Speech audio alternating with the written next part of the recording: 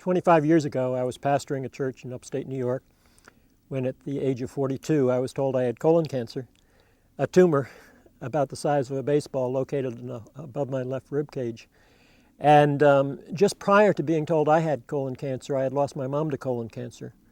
Mother was a registered nurse when she was first diagnosed. She was told her only hope of surviving that cancer was to yield to their chemotherapy, their radiation, and their surgery.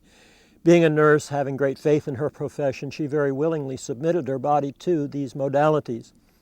When Mother was first diagnosed, there was no outward appearance she had a physical problem.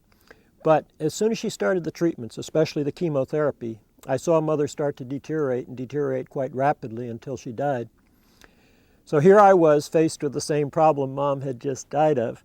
And one thing that's very difficult to do is to break programming. Because Mother, being a nurse, had always brought me up when you get sick, you go to the doctor, you do what he said. I had seen Mom do that. I saw the horrible consequences. And so I went looking for an alternative.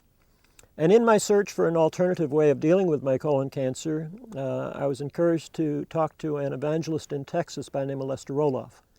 Brother Roloff was a great gospel preaching man, but he was also considered a health nut in his day. He encouraged me not to go the medical route, but to do something as simple as change what I ate.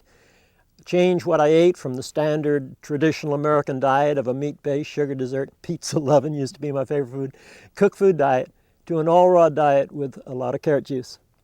And so 25 years ago, overnight, I made the diet change.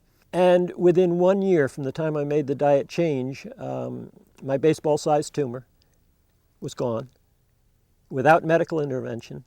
But not only was my cancer gone, so were all the other physical problems I was experiencing when I made the diet change. My hypoglycemia, my hemorrhoids, my severe allergies, my severe sinuses, my high blood pressure, my fatigue, my pimple outbreaks, even body odor and dandruff are gone in that first year. After 1 year on the total raw, I did modify my diet to include some cooked food again. Things like baked potato, brown rice, steamed vegetable, whole grain pasta, baked sweet potatoes, baked squash, and the like, no junk. And for the last 24 years, my diet's been about 85% raw, 15% cooked. And I'm still able to play almost any sport I played as a teenager and probably have more energy, endurance, and stamina than I had as a teen. So it's been a really interesting journey.